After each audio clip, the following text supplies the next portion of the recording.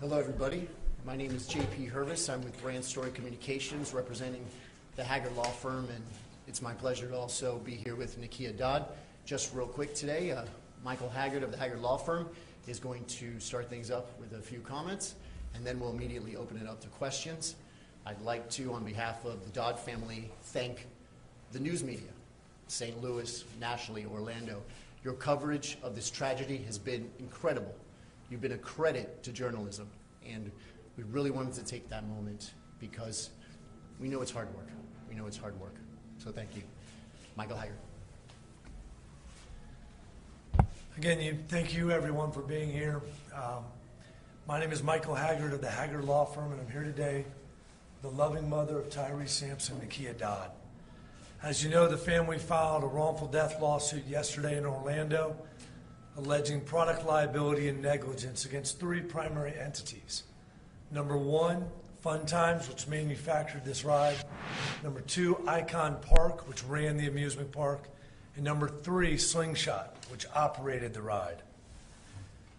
Ladies and gentlemen, this tragedy could have absolutely been avoided very simply with one thing. With this $22 seatbelt. If it had been employed as a secondary restraint, Tyre Sampson would not have fallen to his death. Nakia would be working with her honor roll student right now, finishing 8th grade, picking out his outfit for 8th grade prom, and getting ready to start football at St. Louis Power Eastside High. That's where we would be if this simple $22 device had been employed by Slingshot and Icon. Simple as that. As you all know, there were 30 seats on that ride. It would cost $660. $660 to save the life of a 14-year-old. They would have paid for that in 2 cycles of the ride. Simple as that. This calamity of errors and mistakes and negligence has crossed over from Europe to Orlando. Fun Times decided to develop a ride that went higher than any ride in the United States. From 430 feet, we would send passengers down at 75 miles per hour, 4 Gs, that's 4 times gravity, and start it at a 30-degree tilt and stop it at 100 feet. There's no ride like that in the country. They wanted to design it as high as they could, as thrilling as they could make it. Despite the fact that they knew that seatbelts have been employed as secondary devices throughout the country in other freefall rides. They knew that because on one of their own rides that was at a park, the operator installed seatbelts for safety. But yet they had one harness, and they sent out a letter to operators saying you don't need a seatbelt, despite knowing that other operators had recommended that. That other operators did not employ the tilt device because they thought it was too dangerous. But it didn't just happen at the design of the ride. It didn't just happen with trying to make it that crazy. Icon Park wanted that. Icon Park wanted the new greatest ride to add to their rides, and they had already had a relationship with Slingshot because of other rides at the park. Despite Slingshot's shoddy history of 4 prior incidents, Icon Park brought them there, and then Slingshot took over. And as you've all learned, the state of Florida, through an official report, found that Slingshot modified the seats 1 and seat 2, to be for bigger riders. They modified it from a regular opening of 3 to 4 inches to up to 6 to 7 inches. The one safety device. They didn't have this secondary layer of protection. They had one harness, and they intentionally manipulated it to the point where when Tyre Sampson was on the ride, it opened approximately to 10 to 11 inches, and that is why he fell out. It goes on and on. The manufacturer in their manual says no one can ride this ride if they have over 287 pounds. Yet, there wasn't a sign saying that. There wasn't a scale on premises, a simple scale, but there was a metal detector to see that people didn't have keys or phones that could fall and maybe hit a bystander. They had a full-size metal detector like we see at the airport, but no scale. When the manufacturing manual says you can't ride the ride more than 287 pounds. All of these acts of negligence fall on all three of these parties. A jury will decide what percentage of fault each one of these defendants get. And before I turn it over to you, I want to talk about a jury deciding this case. As you all know, in a lot of these cases, manufacturers, owners of rides, amusement parks want to silence everything. They want to get a quick confidential settlement with a family so that it's under the rug. I am so proud of this mother because her thoughts were not about her. They were about other mothers and other families and the public. And it was her decision to file this lawsuit now, to get sworn testimony under oath of those that are at fault, to get the documents to show the truth. Who made this mistake? We still don't know who actually manipulated the seats, when they manipulated the seats, and who knew about it and who directed it. And Nakia Dodd wants the public to know. She wants every mother out there, every family member to know so that we can do one important thing. And that is to make sure this never happens to another child or a family. And I thank you so much for having the courage to do that because we have to get these answers to change the law. The law is different for amusement parks in every single state. Every single state. And it has to be changed so no family goes through this again. Thank you for being here, and Nikki and I are available for questions. Mr. Haggard, are you saying there won't be an out-of-court settlement, that you are promising a trial to get this all before the public? Well, the nature of what we find out will dictate that. So if we can find out what happened and we have enough information to go to the federal authorities and go to state authorities and make the changes, at some point, that is the primary concern. That won't happen in a month because we won't get documents in a month. That won't happen in 2 months because we won't be able to take depositions. But once we have that information, at that point in time, it obviously will be up to the family. And I strongly encourage the media to continue to push these questions so that we get these answers. And as you know, sometimes questions and documents can be attempted to be confidential in court cases. So that's where the media can help. Ms. Dodd, thanks for sharing the story. The microphone so we could ask you a couple of questions. Thanks for joining us. I know it was very, very hard for you. Can you please express to us, from a mother's perspective, how difficult this is to realize something like this? One of your children having fun on spring break and something like this that nobody wants any child to have. Heartbreaking, heart-wrenching to get a call from your child's, family. We call them family, so I'll say family members out of town, to get a call saying your child is not coming back home, and he was only out on spring break enjoying himself for the good grades, the accomplishments he had, enjoying himself. So to get a call over the phone and not to be there as a mother, to comfort, tell him it's going to be okay, that's very disturbing. It's heart-wrenching. It's heart-wrenching. I couldn't do anything for my son but cry over the phone. I couldn't touch him. I couldn't hold him. I couldn't hug him. I couldn't do anything. I don't wish that on any parent. Ms. Dodd, what changes would you like to see to make sure no other parent has to experience what you experienced? More stricter laws for the rides.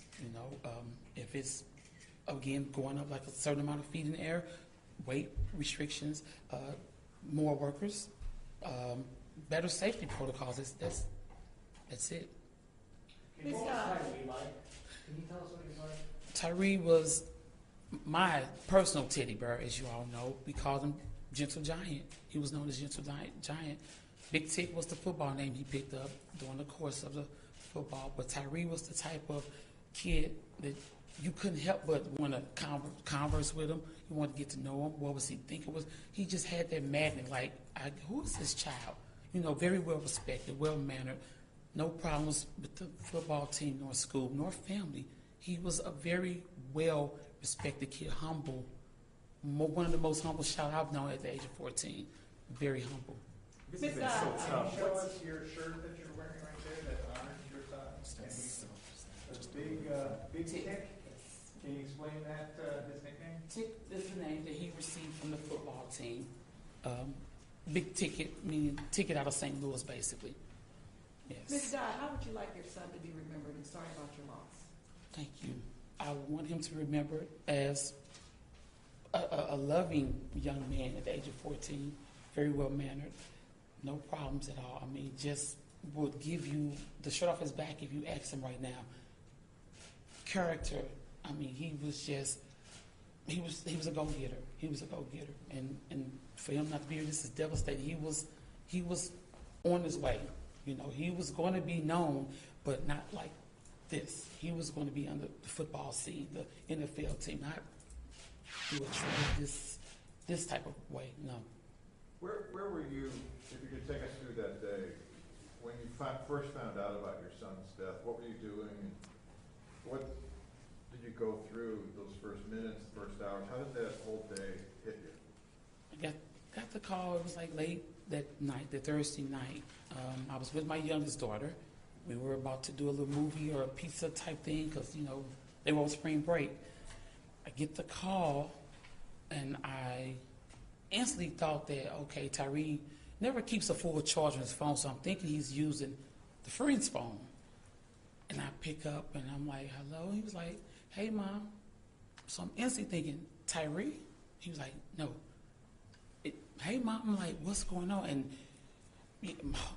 to get the news over the phone, that is devastating. My whole concern was, is he breathing? And are you with him? That was my main concern. Are you with him? I needed you to be with him because I wasn't there. So I needed somebody that I left in charge of Tyre to comfort him for me because I had to do it over the phone. So that was gut-wrenching. Not a good feeling. If you had something to say to the companies responsible, what would you say to them? They can take the ride down completely, you know, just get rid of it altogether. That's too big of a risk. Not enough safety measurements. Take it down. Ms. Dodd, any particular stories you want to share about your son? And have you personally been to the site to visit it? I know it's probably tough. I'm sure it's tough for you. Have not been to the site. I have not. I have a lot of stories to share. Tyre was, he was just a humble kid. You know, he had this basketball was another sport that he played. He played for City Garden. The biggest kid on the team. You know, I think they thought Tyre was the coaches sometimes because they listened more to Tyre versus the actual coaches. And, you know, we got footage of him like telling the team, if you would have did this, you know, we probably would have won that game. You know, he was always implementing something. Win, lose, or draw, he always put himself like, okay, listen to me, guys, you know, not because I know what I'm doing. Because he played basketball with the neighborhood, our neighbors, and these are like older guys. So when he played with the school, I was like, you might be a little too rough, you know, I don't know. But he did. He was a coach versus a player as well. So, yeah. And what's kept you so strong? I mean, it's been a month and you're speaking with us now. You know, of course, there has been no rush. But what's kept you so strong this past month or so? I have a 9-year-old that I have to be there for. You know, I have other family as well, but my 9-year-old is my main focus right now. And Tyre wouldn't want me to crumble, so, you know, he had that, you know, that strong demeanor. I have to keep it up in a sense. But my daughter, I have to be strong for my daughter. What's your message to families that are looking at the situation, not able to grasp something like this happening, and now that you're pursuing this lawsuit and want to see changes? What is your message to families with children like your son's age? I guess my message would be to the families. I don't want them to not let the kids enjoy themselves, but if you do decide to let them get on rides like that, double check yourself.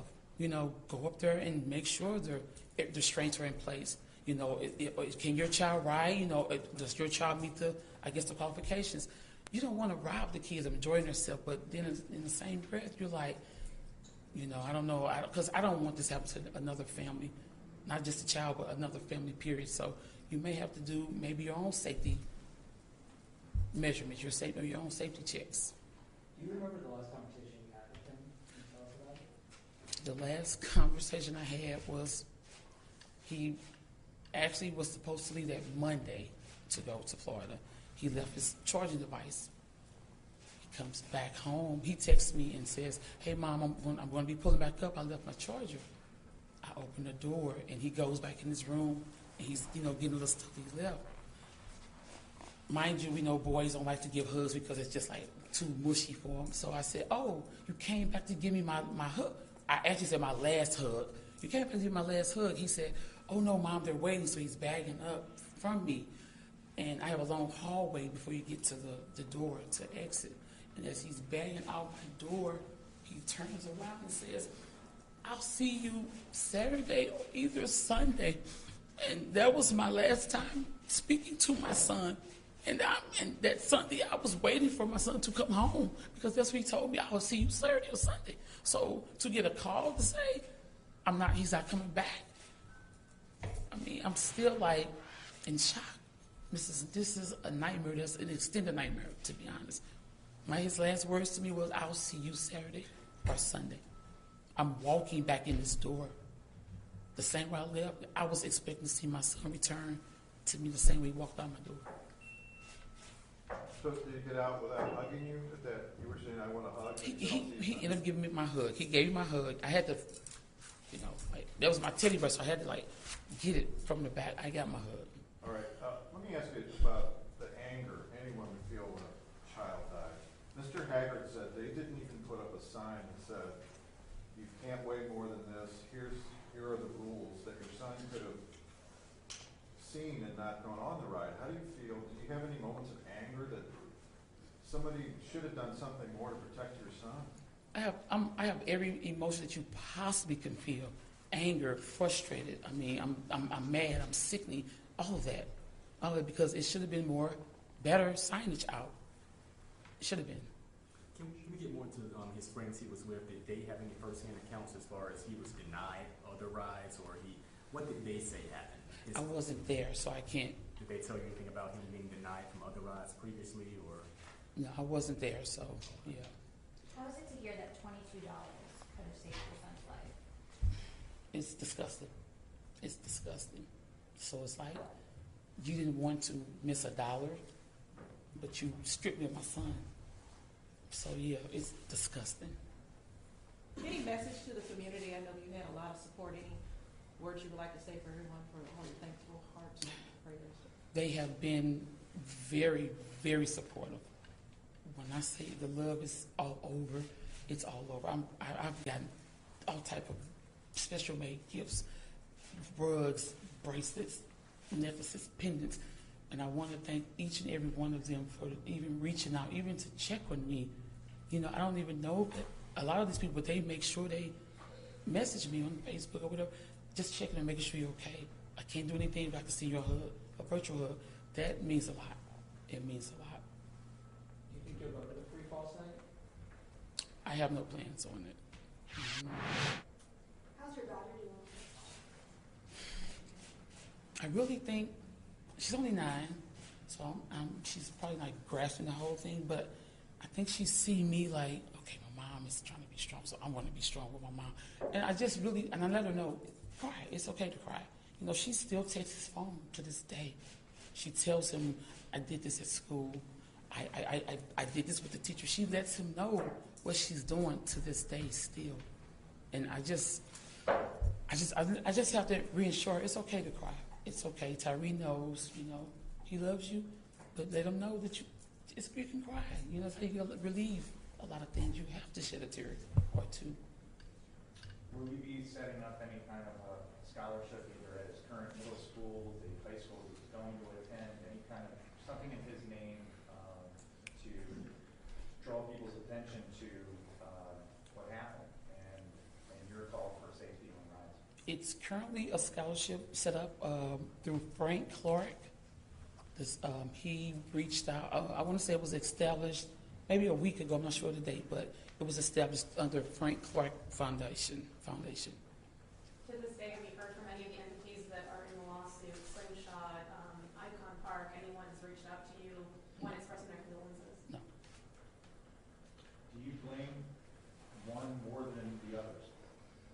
they're all equal. Everyone is at fault. I mean, I can't say you did this or you did. Everyone. As you leave here today, what will be the message that you would like for everyone to hear? To be, as a mother, and under these circumstances, and I've been saying this to my family since this happened, love on your kids while they're here. As the saying, give people their roses while they're here. That is so true. Your kids especially, let them know you love them, you're here for them, all of that. And you just as a mother going through this, it's just, I just can't express, it's disturbing. It's very disturbing to me. But my message to the family is just, I don't know, you just have to love on your kids while they're here. It'd be your judgment as far as the rides. I personally don't think I'll let my daughter participate in the rides anymore as far as being lifted off the ground, but that'll be the parents' judgment. But just, I don't know, just, it'll be your call. I just tell people, love on your kids because you're uncertain. You're just uncertain. This is an eye-opener. It's definitely an eye-opener for me in many ways. Any other questions? Just one for Mr. Haggard. Any parting shot for the amusement park industry? I mean, this is not an isolated incident. It seems every few years somebody dies. Do they need to get their act together? Oh, absolutely. Like we talked about before, there aren't uniform regulations. Back in the 1970s, the authority was taken away from the Consumer Product Safety Commission for fixed rides, and there's a bill in Congress right now to give the CPSC back that jurisdiction. I mean, you think about it, we can look around this room at all the different products that we have that the CPSC has jurisdiction over, the leading product agency in the country, and we need that back. And I would ask the amusement park industry, whether it be Disney World, Universal Studios, Six Flags, all these big groups, to be on this journey with Nakia Dodd, because any of these incidents hurt them. Because like Nakia's got messages from so many families. There's millions of families out there wondering before this summer, are we gonna do this anymore? And like Nakia, I mean, going through what she's gone through, saying, it's up to you. We don't want to take the fun away from the children. Well, let's get together and let's get our act together, because you can make these things safe if you put the effort into it. And what sort of liability does an amusement park face in the current legal climate with a wrongful death case? Well, they are absolutely under a negligence standard. This is a case where I fully expect at some point we will move to amend for punitive damages. Obviously, there's been a lot of questions about, is this a criminal act? And what's really interesting about the Department of Agriculture's findings is that this was intentionally done. Having a sign up or not is a mistake. Maybe employing a scale might be a mistake. Manipulating a safety device that then, for lack of a better term, tricks the proximity sensor to say, green light, you're ready to go, because it's been intentionally manipulated, is a matter that I think law enforcement's going to be looking at in this case. And Mr. Haggard, do you know anything about the fact that Tyre was denied other rides there previous to getting on this ride, or what witnesses said happened? Yeah, we've heard he tried to get on one of the rides. Not tried, he went to a ride, and they said clearly you can't ride because of your weight. He wasn't weighed. But that's something that is just basic as we go to a million amusement parks. Everyone who's been to an amusement park has seen the parent and the young child walk away with the child crying because they're too short to go on the ride. That's a safety call. It's life and death. And you don't worry about offending someone. You save their life. I believe he was. I'm not sure of the ride. We've heard different things from different people. And obviously that's up to the operator. It's not up to a passenger to say, let me guess this. Let me guess where we're at. Sorry. No problem. She's just going to step out. Okay. Well, just to follow up on his question, some lawyer for the other side is going to say to you in court, he should have known, based on being turned away at the previous rides, not to get on the free fall. If a defense lawyer says that during this jury trial, I can guarantee you this will be the largest jury verdict in the history of the state of Florida. If they want to blame Tyre Sampson that would be a dream for a plaintiff's lawyer such as myself. To blame a passenger who didn't have the manufacturer manual given to them, has no idea, and obviously, I mean, when we get on that elevator, when everybody leaves here today, you know, we're trusting the elevator person to tell us it's going to work. If it has a maximum capacity, we might want to check that out. To not even have a sign is amazing, but forget about a sign. When you know that, how do you not just have a scale that everybody would go on? Just walk on and it clicks yes or no. What's the ballpark on a case like this? You know, there is none. There's not enough money in the world to compensate Nakia for her loss. Are there any precedents, just to give us an idea, in past cases like this, what are the payouts? It all depends. There's really no set guideline. That's up to an Orlando jury. Any more questions? Can you hold up the belt? Yeah, absolutely.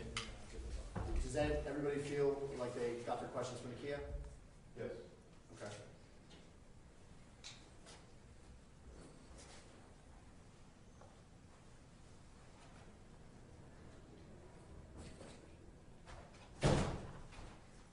That good? Thank you.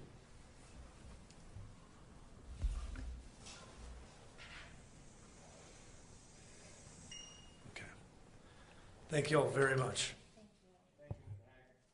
A $22 seatbelt, attorneys say, and as WFLA.com has reported, would have saved the life of 14-year-old Tyre Sampson, who on March 24th fell to his death from the Orlando freefall at Icon Park, a drop tower ride right here in Central Florida. Hey there, folks. JB Buno here with you live on WFLA Now. You heard Nakia Dodd, that is Tyre Sampson's mother, the mother of the 14-year-old boy who died that day in March, call her son a gentle giant, a teddy bear, and how much she was describing how much this is, of course, turned her life and her family's lives upside down in the aftermath of Tyre Sampson going on a trip for spring break, coming here to Central Florida, as millions do, coming to our state and going on this ride and falling to his death that night.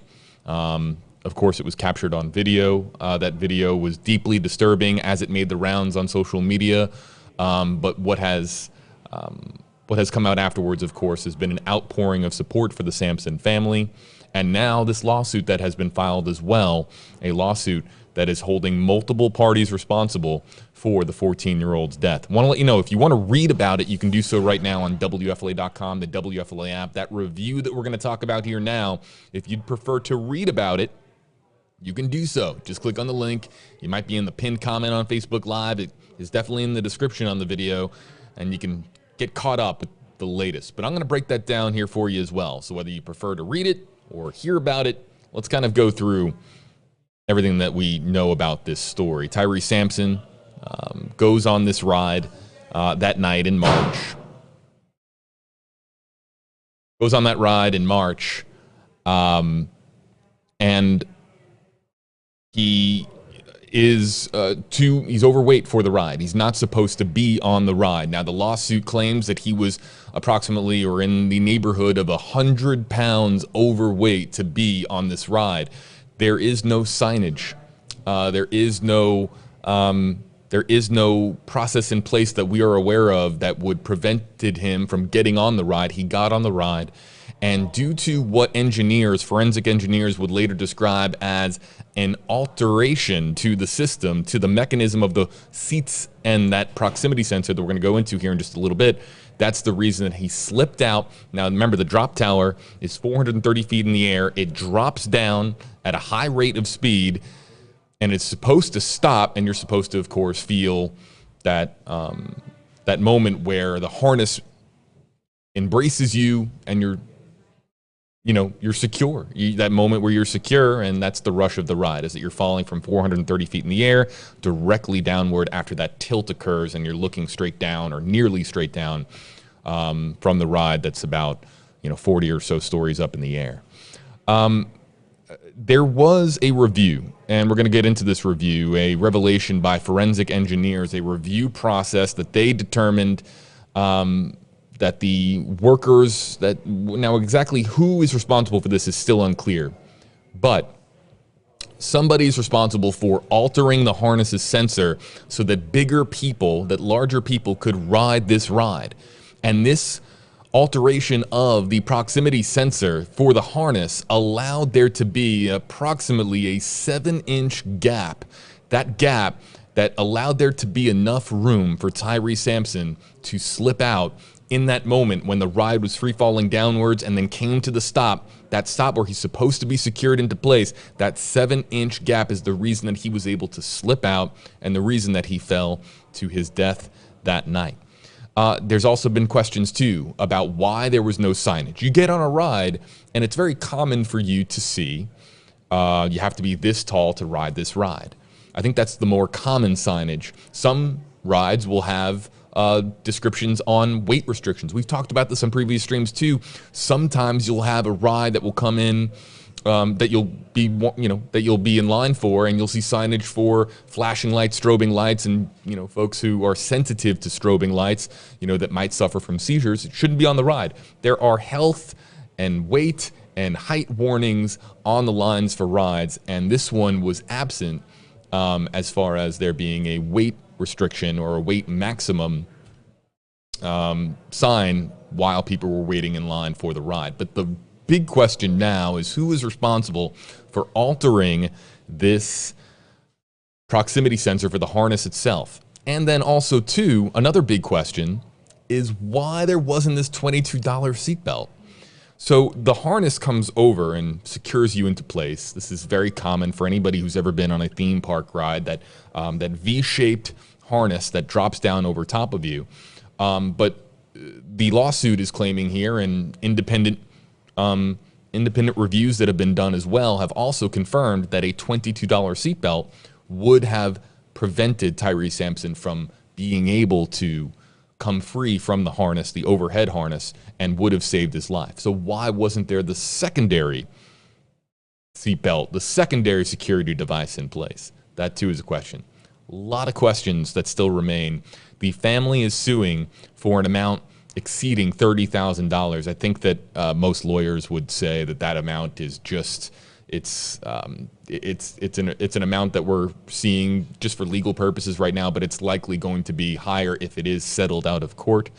You heard there too about what the legal process could look like if they tried to assign any blame to the passenger, to 14-year-old Tyre Sampson. We're all going to find out here as things proceed, but you would likely anticipate there being some type of settlement attempt out of court for the pain and suffering that Tyre Sampson's family has endured throughout this entire process. JB Buno here with you live, folks, on WFLA Now. Let's get to some of the comments. What we'd like to do and how this works on WFLA Now is that if you'd like for your comment to be featured, this was Eagle 8 HD's video when they made the trip in March to the freefall ride. I believe this is from March 25th. So about a month and a day ago. If you'd like to have your comment featured on screen, if you have a question, use the hashtag that you see on the yellow stripe underneath my name, hashtag HJB. I'll take some comments out of the Facebook Live comment section. And then I see that we already have a couple coming in. And if you don't want your comment to be featured, just don't use the hashtag. You can continue to comment back and forth. Let's get to NZ Powers, was the first one to get a comment, at least that I saw. Apologies if I missed some others. NZ Powers, hashtag HJB. The theme park can't claim ignorance of this unsafe practice by their operators of the ride to override the sensor to get the green light to run the ride. They have a responsibility to know. NZ's comment here for you on screen. And again, who altered the proximity sensor, and why would you do that? Why would you alter the sensor to allow larger people or allow for there to be that 7-inch gap? These are questions. Again, a 7-inch gap was enabled by the alteration of the proximity sensor.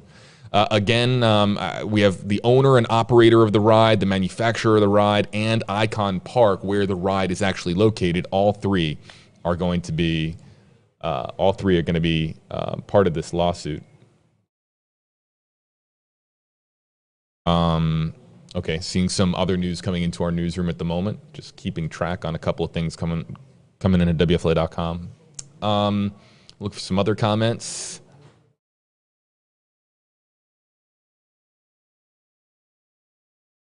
So, Francine Dorsey, this is a great question from Francine. Hashtag AJB. They're not going to charge the operators or the worker that night. I think that everything from the conception of this ride to why there wasn't a second seatbelt to why the proximity sensor was altered to why there wasn't weight signage, to the operators and the operators protocol for checking to see if somebody falls within the range, that height range and weight range for them to be able to be safe on the ride. Everything is going to be put under the microscope. And yes, those operators that were there that night are, their actions too under the microscope, as well as their training. Their training is under the microscope, how they were instructed to go about this. Let's not forget, big part about this story, enormous part about this story. This ride has not been open that long. This ride was open right around Christmas, and it happened in March, about 3 or so months later. So 3 to 4 months, give or take, is how long this ride has been open. There are rides that have been open 3 to 4 years that have never had incident. So this ride being relatively new in its infancy also is troubling because it just doesn't have the safety record that some other longer, more established rides in Orlando or really anywhere to have for being open longer. And when was the proximity sensor? Was it upon opening that they changed the proximity sensor for there to be that gap that allowed for this to happen? When did that happen? That's the chronological timeline of this is also a big key.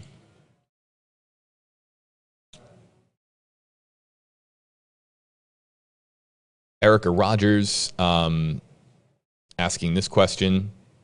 I'll have to check for you, Erica. Hashtag AJB, has there been any talk of any disciplinary actions taken against the ride operators at this time?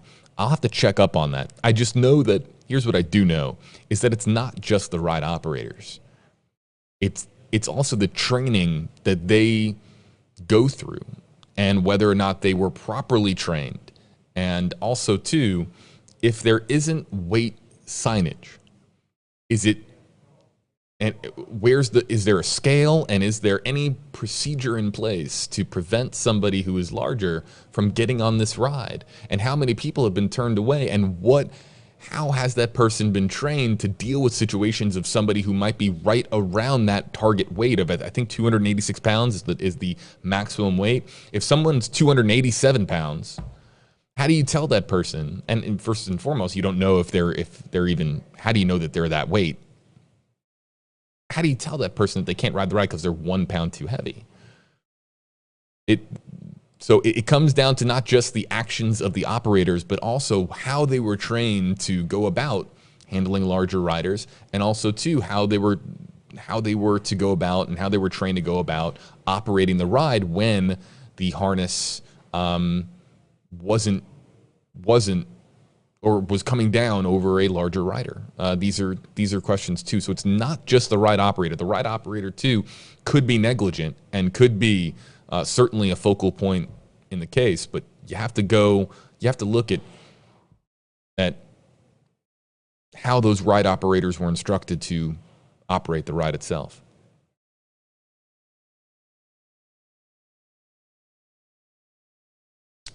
I know that there were some rude comments in our comment section. Very well aware of that, folks. It's the internet. I think that our comment section, more times than not, is I try to make our comment section, or try to encourage our comment section to be as welcoming and as friendly as possible, and also as sensitive as possible to, you never know who's watching in our comment section as well. You could have family members of a victim that are in our comment section. So I always try to remind people to be kind and considerate and compassionate in our comment section. So Debbie, I'm aware of some of the comments that were coming in. Hashtag KGB, it's amazing how rude people can be. This poor child is being blamed for his own death. Sickening. God bless this family. Has the theme park accepted any blame, or the worker? I think that it's going to come down to the conclusion of this lawsuit, and there has been statements put out, and there have been interviews conducted about how sorry they are, how much they deeply regret this. But what this really comes down to is how this was able to happen, and how do we prevent this from ever happening again, and what the future of this ride is. We've talked about this at great length on previous streams. Should this ride be allowed to open in the future? And two, if it does open, are you going to be there on day one to ride it? Listen, thousands of people have been on the ride and been on the ride safely. What the future of this ride is and how they ensure that it's safe, and you're convincing the public to have trust in the ride, that it's safe for people. That's also a part of the process. But as far as this narrative out there, or any narrative that exists out there, that Tyre Sampson shouldn't have been on the ride and should not have put his own life in danger. He's there on spring break. He's there to enjoy the rides, and if there's no signage, how is he supposed to know? That's what I'm trying to figure out for people that argue that narrative. There has to be some warning in place for when you're about to get on this ride. So I think that there are some people that are misinformed about this story, and so I don't want to speak too harshly of those who have just not read up on it and probably are looking at it from the outside looking in. But I do understand that there have been some rude comments in our comment section. I would hope that everybody makes our comment section a friendly and welcoming place for all.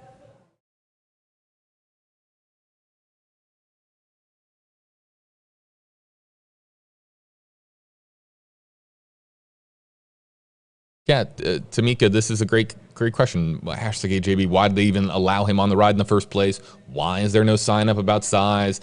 The negligence of the park and the operator? Yeah, these are questions. And two, you're going to have to include, this is not the first time that somebody larger has tried to get on this ride. There's no way. Other people who are larger, who have expressed interest in this ride, might have gotten on it, might not have. There's a history that's the thing. I say that there's a history behind this ride, but not that much. 3 months? It opened Christmas. So it's also a big part of it as well. A couple more before we have to get going.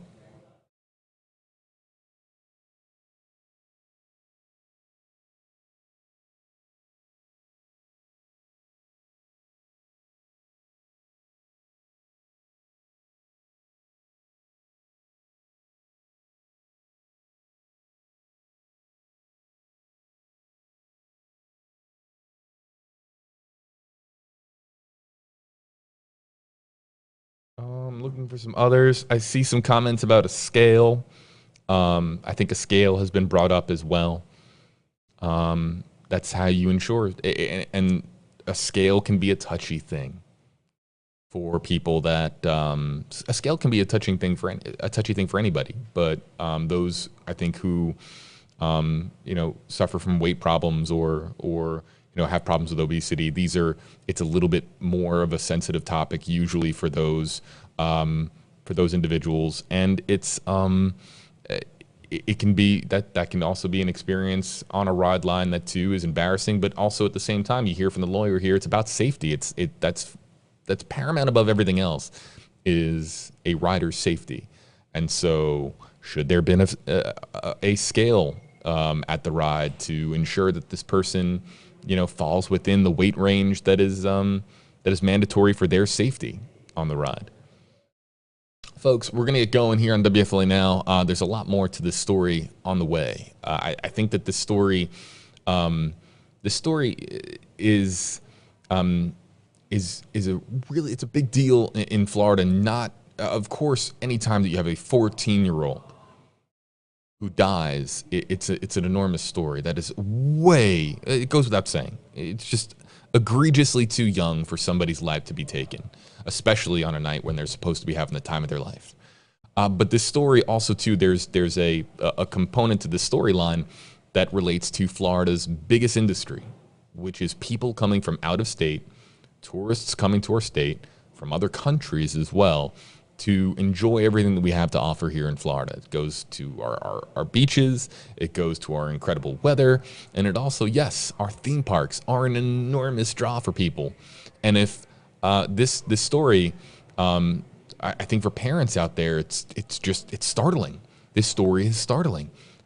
Kid goes on spring break, 14 years old, supposed to be the highlight of perhaps his year, having the time of his life in Orlando, going to Icon Park and to be on one of the largest drop towers in the world, or largest freestanding drop tower in the world, I think it is.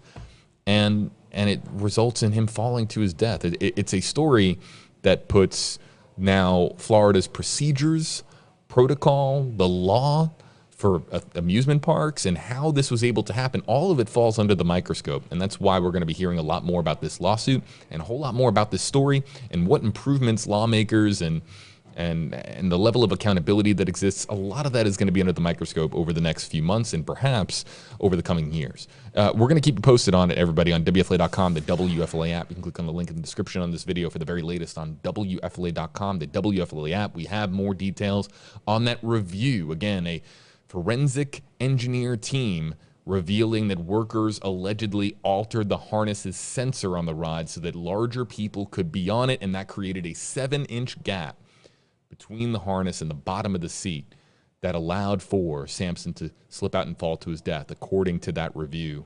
We have details on that review and Florida's biggest headlines on WFLA.com, the WFLA app. Thanks so much for joining us. We'll be back soon.